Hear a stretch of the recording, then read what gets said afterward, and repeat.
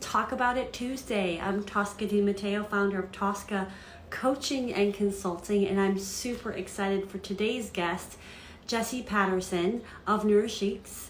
I'm not saying it right. NourishX. I'll have to ask her exactly if I'm saying it right. Hi, excited to have you on the show. We're going to be talking about, let me grab my notes, right? Transforming your health with micro steps, starting with phone micro habits. And we're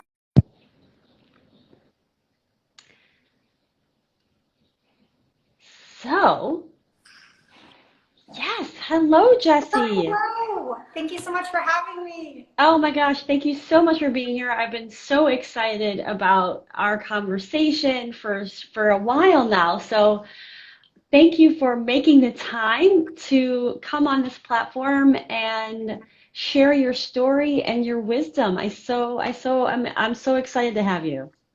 Thank you so much for organizing. Oh, yes. So, one of the things, it's funny, like I've been reflecting on like doing these, and oftentimes I hand it right over to my guest and I say, tell me about yourself. And a lot of times what happens is people kind of jump right into the thing that they're passionate about. And then I think what happens is like people don't really, but it's like, well, who are you, Jessie? Like, where do you come from? And like, all this stuff. So I do want to have you introduce yourself and share your story and what you want to share about who you are, because I think sometimes we jump into what you do, and I just would love our audience to learn a bit more about you before we jump in. Thank you. I have had an industry and career transition. So for nearly 20 years, I worked in real estate development. And I was the person that was the face of the project, getting really large development projects approved. And it was such an exciting industry, and I loved so much of it. But in the background, I had all these health issues. And I learned that it was the micro steps and my relationship with my phone that actually I was able to heal myself. And that transformed my career, my life, and really my mission to help other people, because we so often forget that we are the most valuable real estate. We're usually chasing the next career or a house, and we forget to take a step back, and it's the little things that we do every day to take care of ourselves that really are the most important thing. And so I went from being busy to productive and healthy. And so I just want to help other people that are potentially struggling with either their device or their well-being. And it really is a magical combination.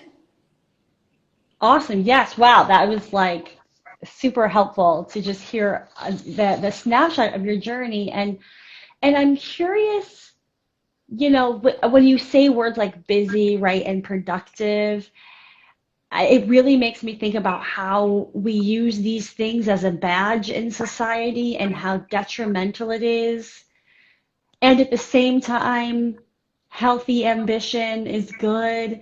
So I just want to like take a step back for a minute and learn more about like where were you at, right? You talked about chronic illness, you talked about like being a powerhouse in the real estate world. Like for you, like when you were in the thick of all that, was it about doing and busy and the badge, or was it about something else in your life? Yeah, I think a lot of us being busy has become so normal that we don't realize the effects that it's having on our body. And I really loved my industry, but I was bouncing around from doctor's appointment to doctor's appointment behind the scenes. Most people didn't know I was struggling. And it was when I learned that stress causes 90% of disease. Like, let's just let that sink in, because that is a profound number. And it was like, well, maybe there's something more I can do with my day that can help mitigate potential stress. Because what I learned is we often don't understand that we're stressed. Our body has this fight or flight response. So we can go into fight or flight by a notification from our boss or in-law or something that really, a news alert, like Hello 2020, right? With all the news alerts. And our body is designed to run from a lion when you're in that state, but you often don't feel like you're in it.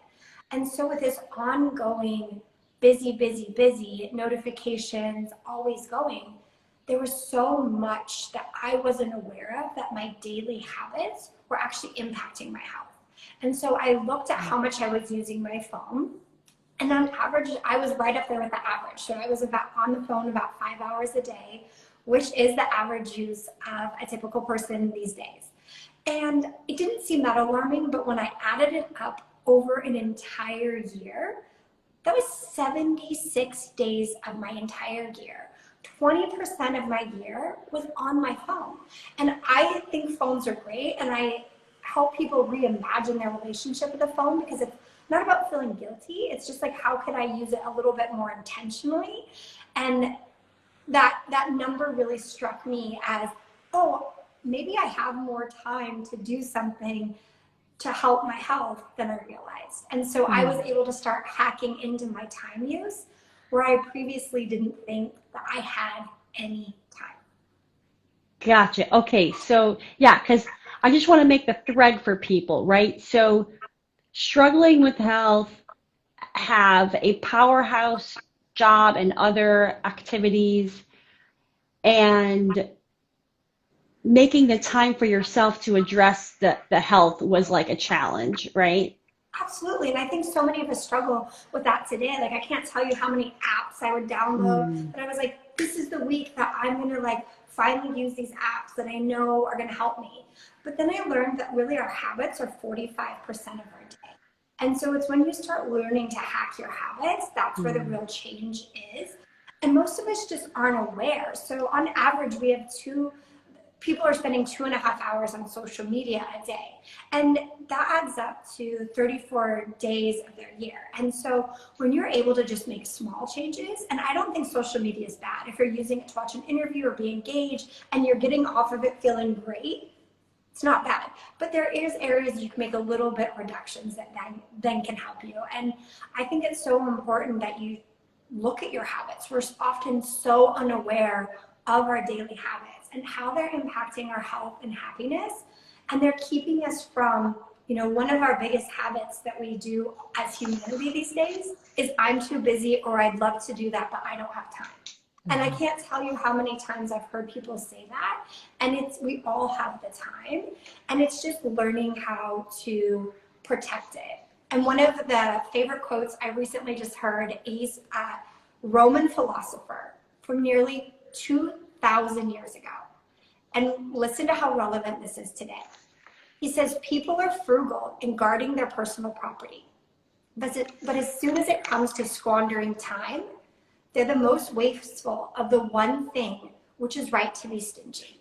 And that just hit me, because I'm like, how is this still so relevant? And we have so many locks on our doors and our purses and our passwords that we really don't have that same process to safeguard and protect our time, to make sure we're using it in the way that's helping us be our best self, getting our dreams accomplished, as well as being healthy and live a long, healthy, active lifestyle. And I just think that so often we're in our own way.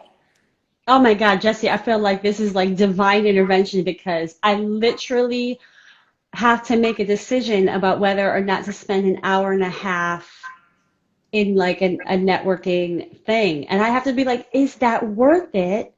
Like, are those the people that I want to be around? And it's tough, because when you get an invitation, oh, it feels good. Oh, yeah, I want to go. And oh, meet new people. I'm an extrovert, right? So, but it's like, is it serving me? Does this make sense for me? And like, if I'm really protective about my goals, like, I'll be really careful about like saying yes. So I'm getting chills, because it feels so appropriate, and I think so relevant as we are jumping into, I shouldn't say jumping, I think we're kind of tiptoeing into what life will look like as we have more options. And so I find it fascinating that your journey, and correct me if I'm wrong, but it sounds like your journey for your health started with, I need to find more time for my health, which led to like the phone habits. Like, is that Yeah, correct? yeah. I would have, if you would rewind and tell me where I'm at today when I started that journey, I wouldn't believe that I would have been able to undergo such a major transformation. So Mm. struggling with chronic health issues, if you know anyone, I mean, nowadays it's almost like 6 out of 10 of Americans are struggling with chronic health issues. And we're often not taught a lot of this stuff is reversible and we're in our own control. And so I think it's really powerful when, for me, the statistics of 90% of illness is caused by some form of stress. And we often don't realize how easy it is to just take moments throughout the day to reset. And I like the term micro breaks and micro steps, because when you break everything down to like little bite-sized chunks, then it's achievable. What happens is we typically have, it's the same with New Year's resolutions. Where we are today and where we want to be is such a massive gap that we set these goals to be here. And what happens is we haven't built in the habits. And then after a week, often by Valentine's Day, all those New Year's resolutions are thrown out the window. And then we just have this like, oh, I'm not good enough, I'll never do this, which I can tell you is not the case. It's just learning how to build up habits in micro steps. So that's what I did to reduce my phone use, is just really small increments. Because before I tried and it wasn't working, I would always push ignore on any time limits I set. And it really isn't, it's being realistic and starting very small. And there's so much behavior science around why tiny habits work with human psychology and behavior science, that when you break things down into tiny little chunks versus like, I think I need to meditate for half an hour a day, and if I don't do it, I'm not going to do anything. And that's typically, same with working out. And then like a 5-minute workout is far better than a 0-minute workout. But what happens is we don't just get started. And sometimes I think that these bars that we set for ourselves, and I know I was reading this somewhere, I'm not the first one to say it right, but like that it's self-sabotage when we say, well, I'm going to do an hour, and we know damn well we're not going to find an hour because we're just not there yet. So how do you tell the difference between you're setting yourself up for success, you're self-sabotaging, or you want to dream big and you just want to do it big? You know what I mean? Like, how do we decipher between these things? Yeah, I think that's such a great question. And I'm a huge dreamer. Like, I have so many plans about how I can help the world with giving back as well as my business. Like, I'm a massive dreamer. But what happens is if you start too big, we often end up failing. And it's the little steps that compound that make the biggest difference. So for example, if you are in a place where you're looking to make changes in your daily habits, we're often like, oh, I don't even, a lot of people don't even want to look at their phone use, right? They're like, I don't even want to go there. But when it comes down to it, if you just start reducing your phone use by 6 minutes a day, 6 minutes, right? I think most of us could figure out a replacement activity and then do something else for 6 minutes. But you have to be clear on what that other thing is going to be. And it's not just going to be, I'm going to switch Facebook for Reddit or vice versa, right? Coming up with that 6 minutes, and maybe that 6 minutes is working on your big goal that you've been putting off. And that 6 minutes of a day compounds over the year to almost a full work week at 37 hours. So if everyone has a big dream, which I know we all do, or maybe our big dream is to figure out what our big dream is. If you just give yourself 6 minutes a day, by the end of the year, that's almost a full work week, and you will have profound changes and impacts. But what happens is we don't get started, right? We often, this is, all of us are the same. I used to be stuck in this constant pattern of setting goals and not getting them when it came to the small daily habits. And once you're able to learn how to hack your habits and how much, there's 1,440 minutes in a day. And we all have the same amount of minutes every day. And so when you really start looking at your life in the matter of minutes, you start making profound changes in a way that I didn't know was possible before. Wow, I'm just having flashbacks to like Rent and the song. I won't bust out in song, but you know what I'm saying. Like when you talk about the minutes, and I'm just looking at some of the folks that are in the room with us right now, and I know there's big dreams out there. Like, give me some hearts if you're like, yeah, I got big dreams, and like, I just love this idea of like 6 minutes, right? Like how could you move your balls forward with 6 minutes? And I think, like, I want to break it down just a little bit, right, in terms of like micro habits, because and I work a lot with people that they have big goals for their career, or maybe they're just feeling overwhelmed, right? They want to move, and so how do you take like a big goal like, I think with the phone, it feels like, okay, I stay off of my phone for 6 minutes, that, but how do you microhabit your life? You know what I mean? Like, what is the process, or like, how can people think about that? Yeah, it's about setting specifics. So like as we're very routine. So that's like I said, 45% of our day is routine. And think about, I think one of the best habits that most of us do these days is brushing our teeth twice a day, right? Like that is a pretty common habit. We're taught as children, we fight it, we resist it, but then we grow up and now it's not something that you just stop doing if you skip a day, right? It's something that's so ingrained in us. But what it is we have a specific time, we have a specific place, we have all the tools out that are ready to set us up for that daily activity. And what happens is when we often set goals, let's say to lose weight or to work out, that's often a lot of people's major goal that they're working on. At least it's a common New Year's resolution, right? And what happens is we're focused on the outcome, but not the steps to get. So instead of, like, I know personally, whenever I say I'm going to work out tomorrow, unless I have set exactly when I'm going to do it, I put my clothes out the night before. I have put in all the mechanisms to remind me when I wake up that this is what I'm going to do. You want to take out the decision fatigue, because what happens is if you set up a goal and you don't have all the little steps to get you there, you're going to have a lot harder time building the habit. And I really use my phone as my habit builder. There's an app called Productive where I'm able to build in a new habit and it gives me a reminder. I can set the time of day, it gives me all that. And then it's like gamified, so you swipe it. And there's nothing more satisfying than swiping it. So one of the big things is whether it's a printed out piece of paper for you to track your habits or the habit tracker that I use online, it's finding a way to track it. Because if you're not tracking it and being held accountable, we often just put it off or we don't hold to our previous commitment. So you want to have reminders. You also want to celebrate the win. If it's 1 minute, celebrate it.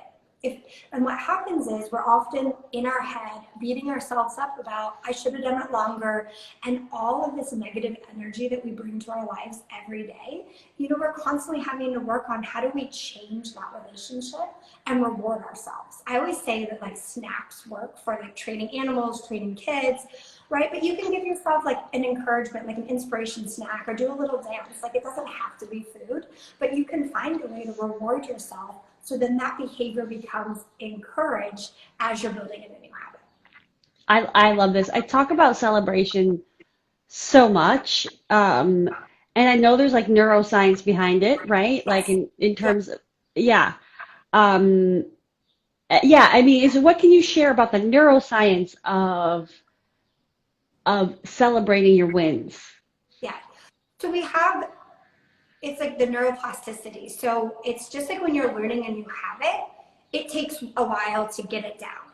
And as you're building those pathways, they slowly start connecting. And that's why you go from it being a beginner to an advanced, right? It really is building those brain pathways. And you can build brain pathways and neuroplasticity if you're like a person that always is like negative and you're like, you kind of see like the the cloud version of everything, you can actually start working with your brain to build in neuroplasticity to be more excited and happy about things. And so it's like, I think the brain is one of the most magical machines in the world, right? Like there's no machine that can process emotions and intellect and everything and the habits, right? So we're often focused on other things outside of ourselves. And it's really when you learn to master your mind, you can start building in these habits. But it's through repetition.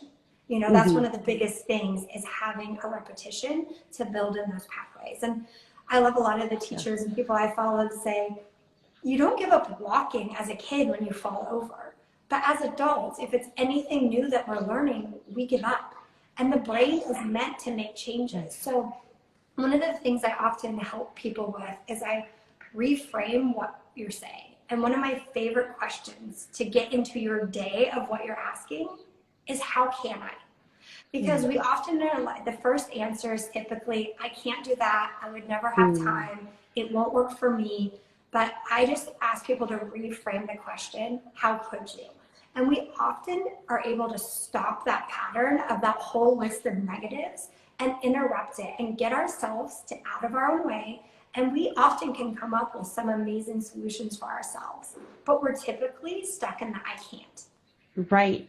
Oh my God, I love it's just so I just want to reiterate something that I think is so important, right? Which is that when we're trying to change and transform and we're trying to go after our goals, like you said, we can be so hard on ourselves. And but it is human nature, it is biology, right? It is neuroscience that is like, oh yeah, like it's not one and done, people. Like Mhm. it takes time to really transform, and which means it's like you said, these small steps. And I'm curious your perspective on like when you work with clients, right? Like because sometimes it's one step forward and two steps sideways and two steps back and then three steps forward. Like, so how do you help people to understand the process, right? We talk about it's the process, just follow, trust the process, like how do you help people in a kind of acceptance of the process in a way? Because like, I think we both probably have to do similar work in that regard. Definitely. And I think one of the most powerful things I learned was that the brain has an average about 60,000 thoughts a day. And those are the same thoughts that we have day after day after day. So change doesn't just happen overnight, it's a process. So you have to learn how to change your mindset and your habits. And it's a combination of those. And then setting your environment up to win. And so I work with people about having daily affirmations, figuring out affirmations. I think the phone is such a great tool that you can set reminders of like reminding us what we want to think. Like if you have a goal and you want to like 6 minutes doesn't seem impossible, like seems impossible, set an alarm. Like I will find 6 minutes a day, because the more you can shift your energy and finding that time, you'll make it a priority. So much of it is in our minds. And Mm. I'm sure that's what you experience a lot. And you can have all these tools, but you still need reminders because we're human and we all go through our processes and our emotions. And it's really figuring out how to remind ourselves to stick with the process. And that's why we all need coaches and support, because we often forget and we get in our own way. Yeah, 100%. And as you're talking, right, and I'm asking you about neuroscience, and I feel like there's probably people watching now and later that are gonna be like, wait, is Jessie a doctor? Like, wait, how does she know all this stuff? Like, you pulling out all these stats. And so I'd love to hear more about you went from real estate, right? Buildings to real estate humans. And how did you develop this vast knowledge about what we're talking about, like habits? Like what was your journey to learning about this? Yeah, such a great question, because there wasn't much of a crossover in real estate development on neuroscience and working with children. And, I just noticed that my habits and my interests shift. So I used to be completely consumed with my industry. I loved it. I was going to all the conferences. And then as I started feeling better and I had more free time, I became consumed with listening to doctors' podcasts, with reading books on behavior change and habit science. And I really, because my transformation was so profound, I was like, did I just stumble on something that wasn't known or isn't known? Mm. And the more and more I found that the majority of habits can be hacked down to small steps. And this is really the magic. And I think that there's so much we can help transform the health of the world. Right now, if you look at everything seems so big, right? Whether it's the health challenge you're going through or the challenges of the world, they often seem so big that it's impossible to change. But what happens is, if you break it down to small habits, everything's possible. And I Mm. believe so deeply in my heart, the problems we're facing in the world are fixable. And the more we empower people with the small tools, because when you're part of the solution, the problem seems a lot smaller. And Mm. what happens is so often people don't get involved in passion projects with whatever the nonprofit they want to be involved with, because our favorite term, I'm too busy. I don't have the Mm. time. And so really part of my mission is helping people unlock more of their free time to get involved in nonprofits, to be a healthier, happier version of themselves, and really get out of the pattern of limiting ourselves and our potential. And I just think that we have unlimited potential, and that can be scary, but it's learning how to tap into small steps of how you can make change. And what happens is we typically stop before we're started.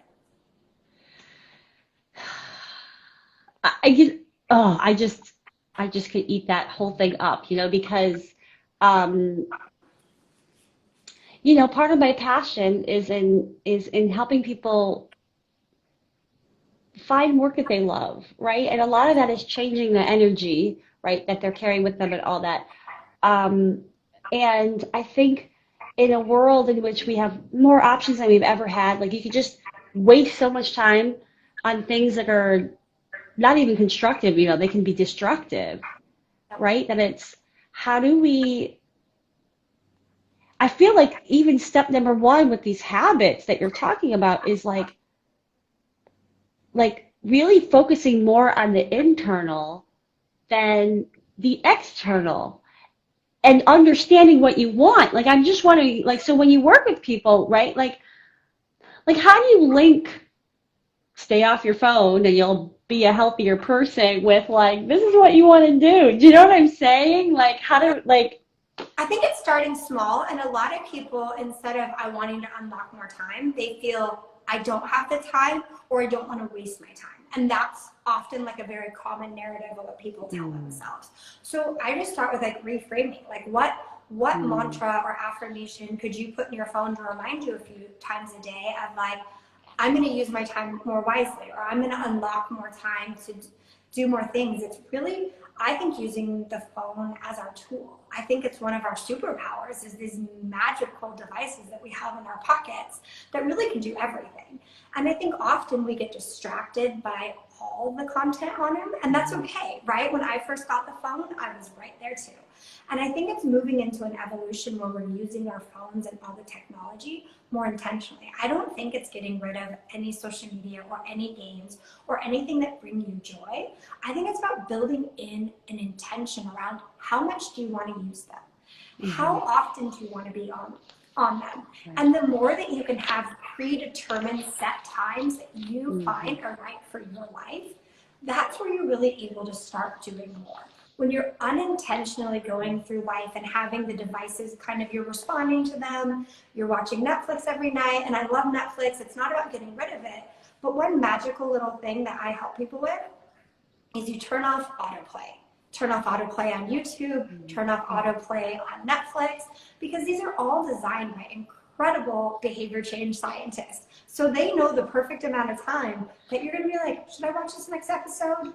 And boom, you're there and you don't question it. And it's not about not watching Netflix. It's not about getting rid of your phone. It's about how do you put these protection mechanisms that then you're setting these commitments to yourself, and then you're setting yourself up with the tools to make sure you're living up to those commitments.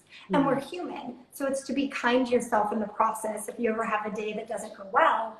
But that's why I really like working with people to coach them and get them through the process, because when you're able to unlock the time and then build a system in place, it sets you off on a whole new trajectory than what you've ever thought was possible. And that is the most rewarding thing. And I say I'm now giving people the keys to the tools that are within them to create systems to their most valuable real estate in the world. And that is so rewarding, because so often it's the way we feel every day that matters more. So often we're so busy reaching for this next goal that we're not enjoying today. And the more we can learn to enjoy today and be happy and use our devices to be part of that, I just think that there's so much more potential and having fun. I think life is to have fun and to remind yourself to have your joy and inspiration. And if your newsfeed is making you feel like crap, let's just reimagine it and put more people in there. You can mute and unfollow and hide people in anything. And I think often we've lost our control of realizing that we are in the driver's seat of what we're consuming. And just like what you said about the power of figuring out what to say yes and no to, my husband and I have come up with a system that we know the certain days of a week that we're at home, and we have it built into our calendar. So we now know with the pandemic and things opening up that we're like, we just don't want to go back to being overly busy all the time. So we know the days in our calendar, like, oh, that's great. How about we do it another night? And if it's something life changing, we can always have flexibility, right? You don't need to be too rigid with your own rules. But often if you have like your values and if you know where your values are, then you can put things like, is this going to be the best use of my time to go to this event? And it's learning how to say a very kind, thank you, not this time. That sounds great. I really appreciate the invite. I'm not going to be able to move it this time. And the more that we learn how to say no to the things that don't serve us and yes, like I love it. If it's not a heck yes, then it's a hell yeah. No, right? And I think if we're often in our mind juggling all the reasons of why we should go to something. And I think if you're struggling with that, maybe that's a really good time to use for something else, right? For all of us. And this is something we constantly get into this world of deciding. And when I unlocked the 38 days of my year, I had a very conscious decision of I could have just started using that to just go hang out with friends all the time, but I knew I now had to share this mission and help other people. It was such a profound transformation that then I calendared in when I was going to work on my business. And just that act of making that intention where then if friends are like, hey, can you go do this on Thursday night? I'd be like, thank you, I can't this week, how about next week? And it got me into the habit of just politely declining things. And people are like, oh, you're so busy. And you don't have to go into it, because if I didn't protect that space and time, I wouldn't have been able to do all the things. And also I became, just like you were saying, my learning about neuroscience and doctors and podcasts, I unlocked so much time to listen to podcasts. And one of my favorites is online courses.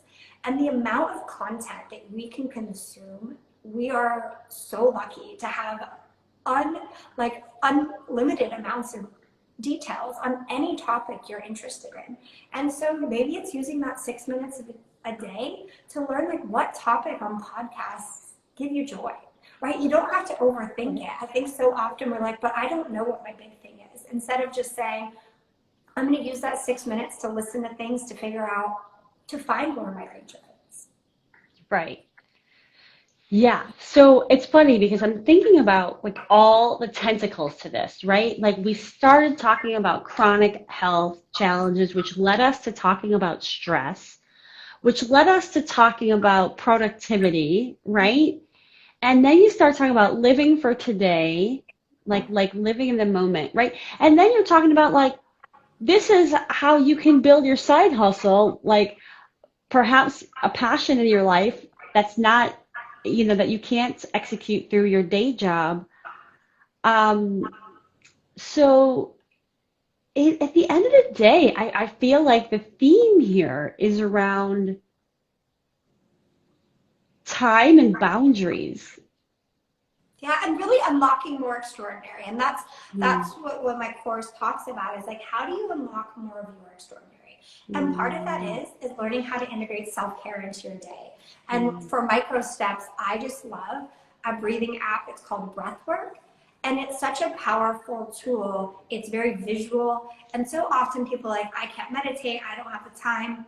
But we all breathe. We breathe all the time. And breathing is one of the most powerful ways to change how you're feeling. So whether it's anxiety you're dealing with, or stress, or you're just like not sleeping well, this app is unbelievably user-friendly. It's fun. I have a friend that I'm working with, and she said that she taught her mom about it, and then her mom and her mom and her daughter, that's 2, were using it together. And that just makes me so happy knowing that it's so approachable that you can use it at any age. And I really just want to help people learn that these small moments throughout the day, a couple 30-second breathing that you start building into your day that you can build up, really can transform how you feel.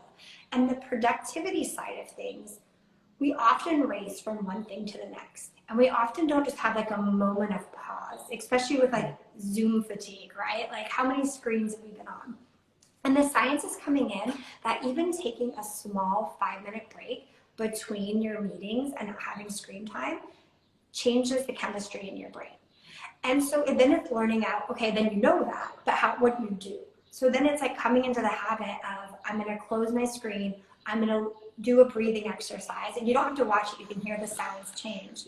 And I'm going to build that into my routine. And I like calling them a NourishX health snack, because I think the more you make it look fun and exciting, and I'm going to have this because I'm going to feel better, it makes it more fun versus I have to breathe because this and that. So it's building in the fun elements around it.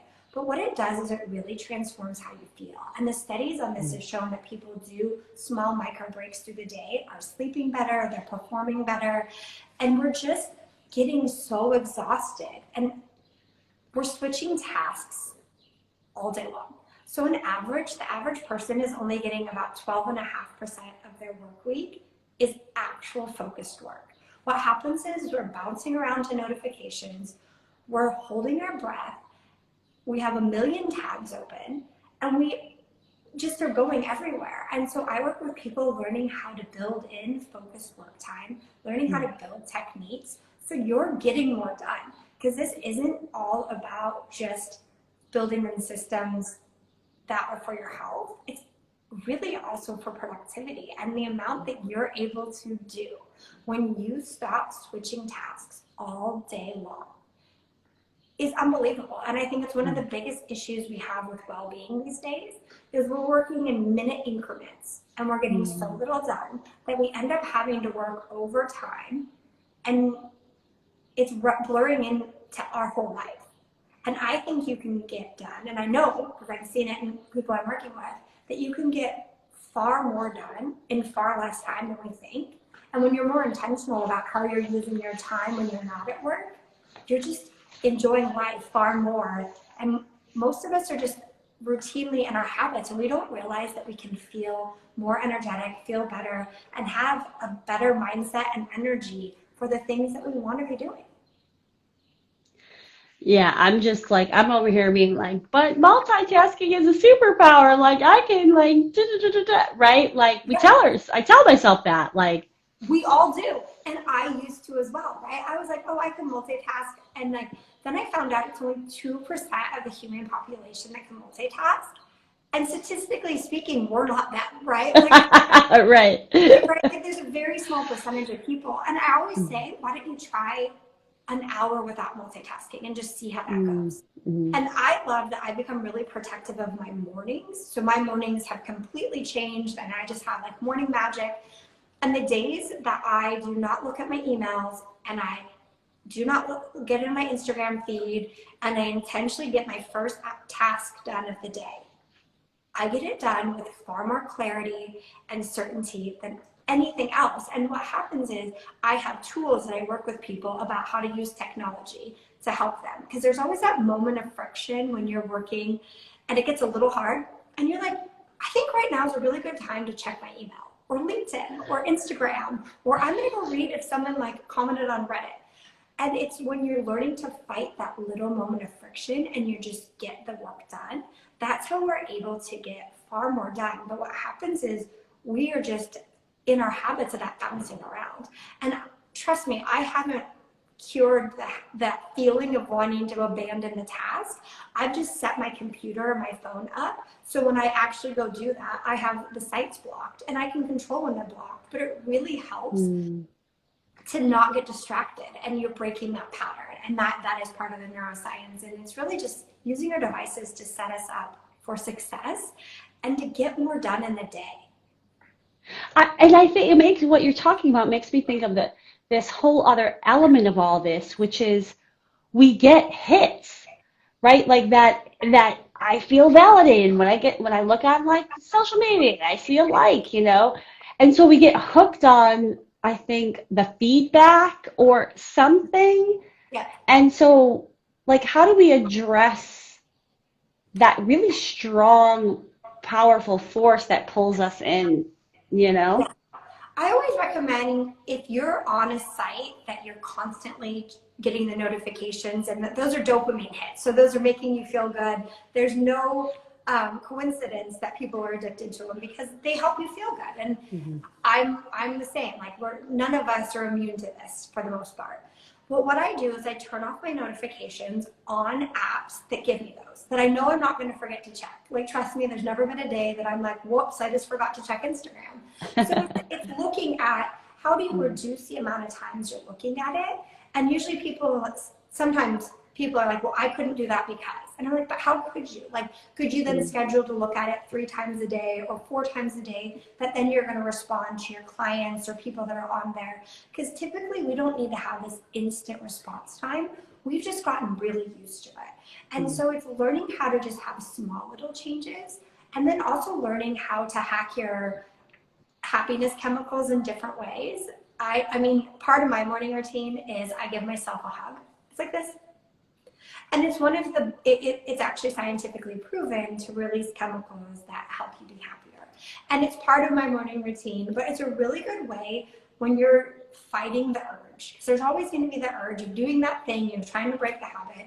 It's coming up with something else that you're going to do, or a phrase or a mantra, that you're going to help yourself break that habit. And it's also having the clear intention of why you're wanting to change. If you just say, I don't want to be on Instagram as much, or whatever that you're on more, you have to take a step back and think about why, and what are your replacement activities going to be. And that really is important, to build in those specifics and get as specific as possible. It's maybe not, I just want to listen to more podcasts. Maybe it's, I'm going to ask my top friends or the people that I admire and wonder how the heck they got to where they're at. Ask them what they're listening to, because you'll be surprised. The more you start listening to those things in your spare time and less of the things you're listening or watching now, you'll start becoming a different person in your thoughts and energies and actions. It makes me think of like the quote, that you're the average of the 5 people that you spend time with. I believe it's so profound, because during quarantine, I think we all were figuring out a new version of themselves. And I am so grateful that I had Peloton, because I always joke around that the Peloton were like my 5 people with my husband and a few other friends in our quarantine. But I'm like, because of their habit tracking and building system, the way it's gamified is amazing. But I also felt like now I'm friends with the instructors, because you were hanging out with them every day, right? So it's like, even if you don't have people in your day that are helping you be the best version of yourself, there's so many different support communities and groups online and different apps that it's like asking yourself, like, how could I find a community to help me be a better version of myself? And there's so much of that is online. And there's different ways that you can engage and interact with communities. It doesn't have to be just the people that you're seeing every day. Yeah, so true. It's like just being willing to explore Yeah. finding your tribe, right? Yes, and your tribe can change, and it's okay to have friends that maybe don't understand or see every part of you. But then it's like, how do you make an intention to find more of that tribe and go to more events? And those events can be online. Those events can be finding a tribe and a support community. There's so many Facebook groups now that exist. So if you're struggling and you're on that line and you're not as engaged as you want to be, make the intention of finding a support community or a group of something you're struggling with, and use that to help you. And I just think that so often we forget that there's so many communities out there. And I love, my husband's mom always says, if a problem shared is a problem halved.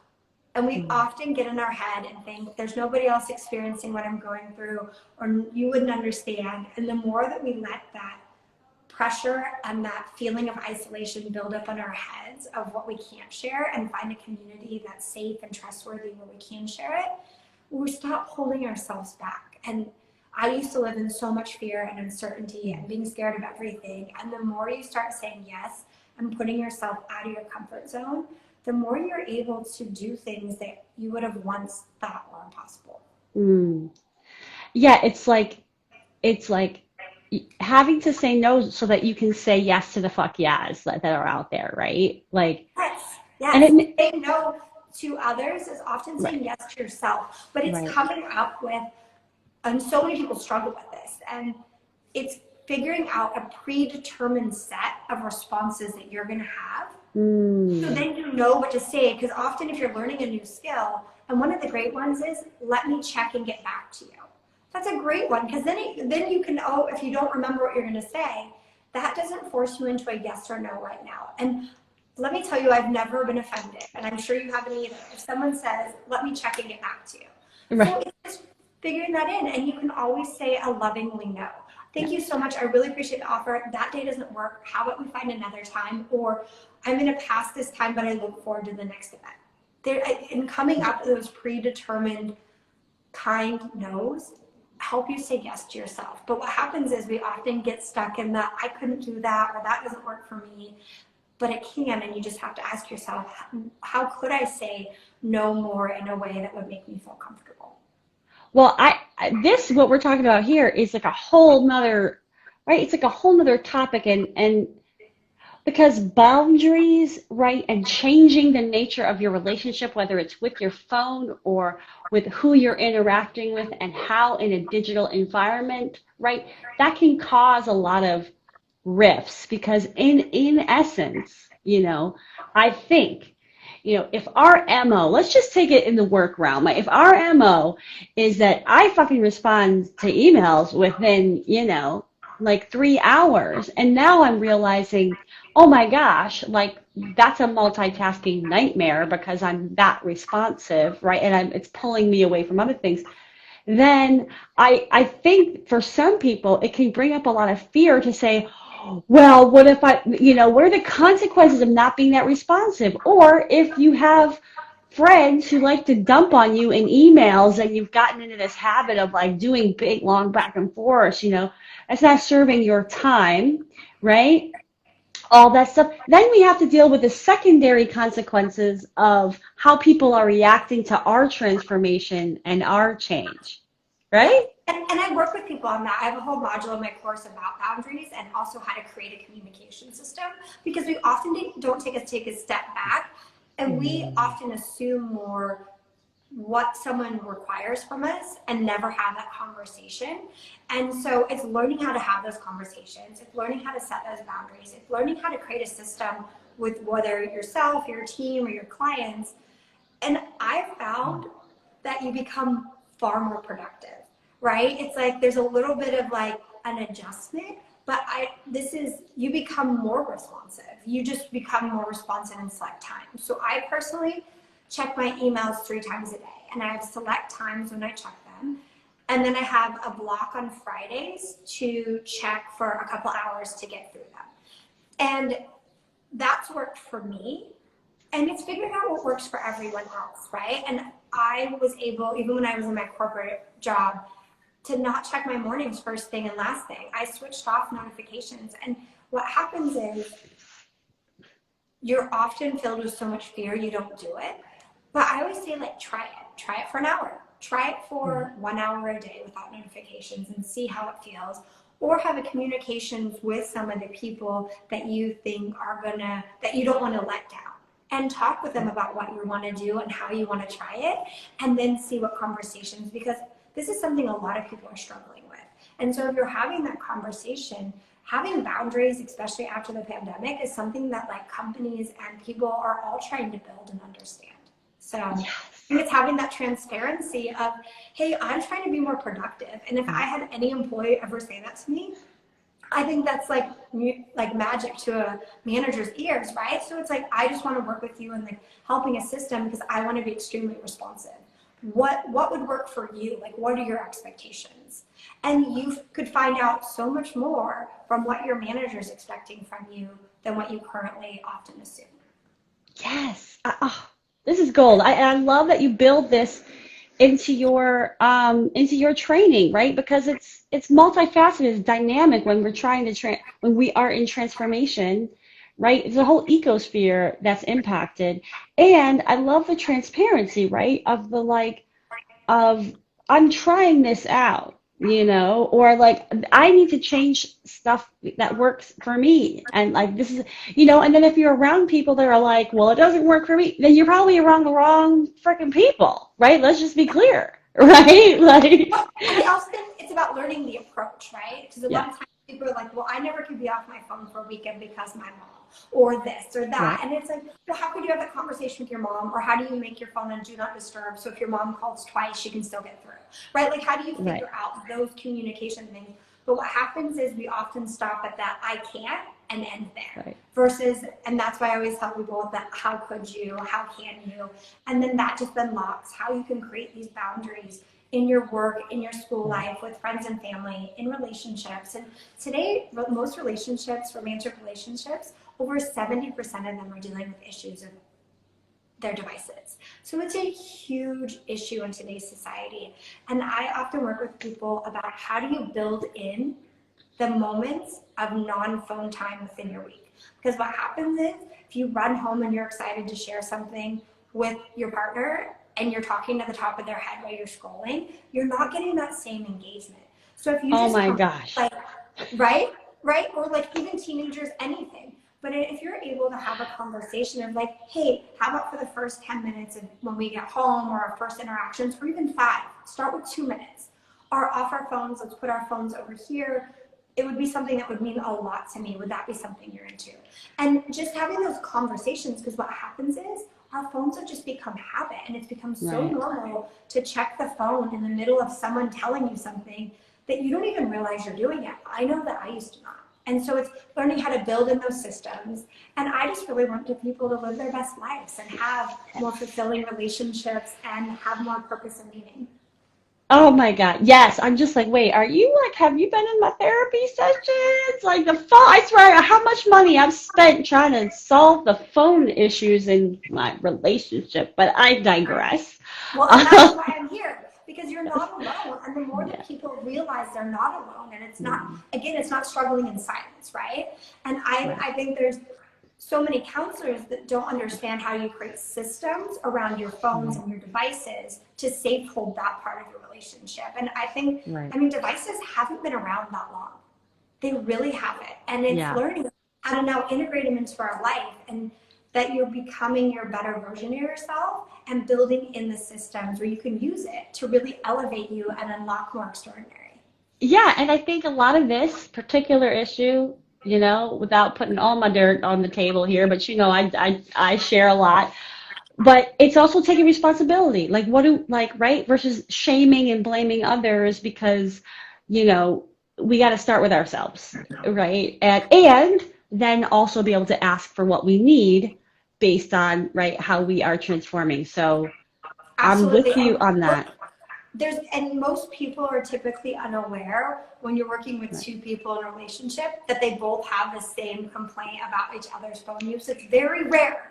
It's very, very rare that it's just one Yes. person. But what happens is like they're always on their phone, and it's the same with parents and kids. It's one of the biggest complaints Yeah. that parents have, but it's also one of the biggest complaints that kids have about their parents. And so it's Yes. working at unraveling that and learning how to build in systems where you as a relationship, you as a family, have fun screen time that you have together and it's engaged, and whether that's a video game or dancing that you do as a family, and also having fun screen time activities built into your week. What's happened Yeah. is a lot of families have just gone with our habits, and we haven't unlocked and made really intentional time throughout our week that you're able to not be on your devices. Yeah. First of all, guilty as charged, and yes to all of that. And it's like, holy shit, we just need to take you, Jesse, and like multiply you by like thousands, and we'll solve all the world problems. Like, seriously, I am so excited. I'm so excited for the work that you're doing. It's so Thank you. needed and so unlocking. And I mean, just the nuggets that you shared here, like I can't even imagine like your courses and your coaching. So tell us, the people watching now, the people watching later, like how can they work with you? Like where can they find you? Yeah. And how can they make transformation in their life like you have in yours? Yeah. So my website is nourishx.com. And you can go click on online classes, and that's where I've put all my nuggets of juicy information into an at-home course. It's like binge watching Netflix, right? But they're released one a week. It's 5 weeks that you go through this micro step transformation to really unlock more of your time, and you're extraordinary. And I just believe that so many of us are holding ourselves back. And this is the perfect time to do it. There's no better time than the present to really unlock your productivity, your concentration. And my email is Jessie, Jessie, at NourishX.com. So if you have questions or you want one-on-one counseling or you want to help have more coaching with you and your family members, or a lot of this is just bringing in someone else that can help with it, that's going to look at like, how do you create a system around this specific issue that you're working with? Because it's all figure outable. Everything, that issue that you're facing right now, there is a way that that can be fixed and solved. And nothing gives me greater joy than helping people unlock these issues that are often holding us back, right? You have this loop in our head. If there's a problem with your family or relationships that's holding you back, it's holding you back in life. And so I just am so excited to help more people that this feels right to them. Oh, amazing. Well, thank you for sharing that. Thank you for your sharing your story, sharing all your wisdom, and helping us understand a little bit better that being kind to ourselves in transformation is so important, and that whatever dreams people have out there are entirely possible, just one teeny little micro step at a time. That is, and thank you so much for having me. It's such a joy to see your magic and your interviewing skills as you light up, and just to know that I appreciate your vulnerability in talking about these issues that you're facing, because the more that we can talk about that, the more that we just show that it's like you're not alone. This is Yes. something that so many couples and relationships and people are struggling with, and it doesn't have to be that way anymore. So remember to learn the skills to lock up your time, because it's more valuable than your possessions. Oh, thank you so much. That what a beautiful note to end on. And I wish you the best of luck in this side hustle turned full-time job. I love that story as well. Like, just you made it happen for yourself, and such an important example for other people to see what's possible for them. So thank you for being courageous in your journey, and look forward to seeing where you take this. Thank you so much. I really appreciate your time. Oh my gosh, me as well. Thank you, and thanks for everyone for joining live and in the replay. And I guess ciao for now. Bye. Bye. Take care.